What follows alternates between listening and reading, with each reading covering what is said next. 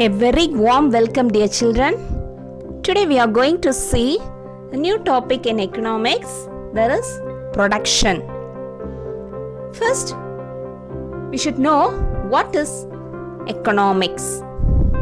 See, economics is a social science concerned with the production, distribution and consumption of goods and services.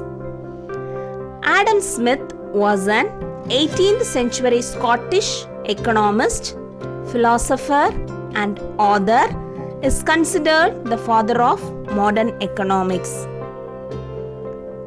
There are two main activities in an economy: production and consumption. Production, you all know, productivity, producing something. Consumption, the act of using. Similarly, there are two kinds of people: producers and consumers. Producers, people who produce something. Farmer, who produces vegetables, pulses, etc. And consumers, a person who buys things or uses services. Consumers can be both customers of the producers and suppliers to the producers. The customer's well-being arises from the commodities they are buying, and the supplier's well-being is related to the income they receive as compensation for the production inputs they have delivered to the producers. So here, customers and the suppliers are very important. Next, we are going to see the meaning of production. Production is a process of combining various material inputs and immaterial inputs in order to make something for consumption. So we get the output at the end.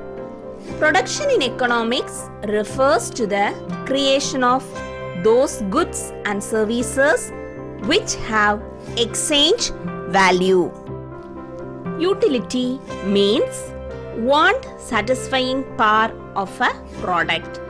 Utility are in the nature of form utility, time utility and place utility. There are three types of utility. One is form utility, next one is place utility, and the third one is time utility. First, we are going to see the form utility. If the physical form of a commodity is changed, its utility may increase. For example, cotton increases if it is converted into clothes. Next one is place utility.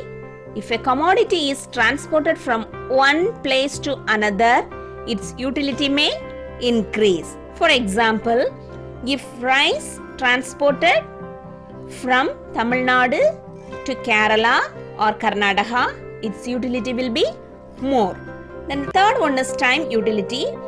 If the commodity is stored for future usage, its utility may increase. Some of the things we can store for many years. Some products we cannot be able to store. For example, agricultural commodities like paddy, wheat, etc. are stored for the regular uses of consumers throughout the year.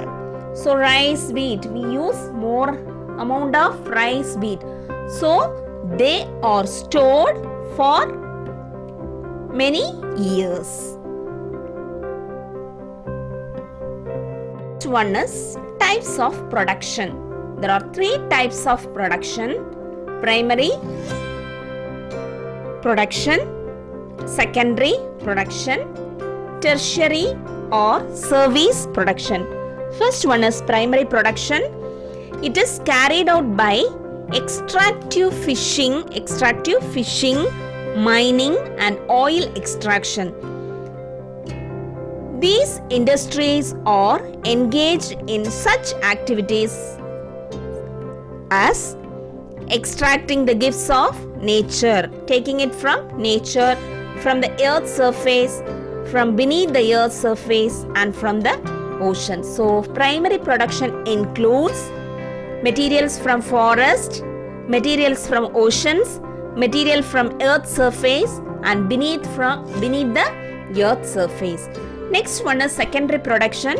This includes production in manufacturing industries, turning out semi-finished goods from raw materials and intermediate goods, conversion of flour into bread or iron ore into finished steel. So converting the raw material into a finished product. They are generally described as manufacturing and construction industries such as the manufacture of cars, furnishing, clothing and chemicals, also engineering and buildings. Third one is tertiary production or service production.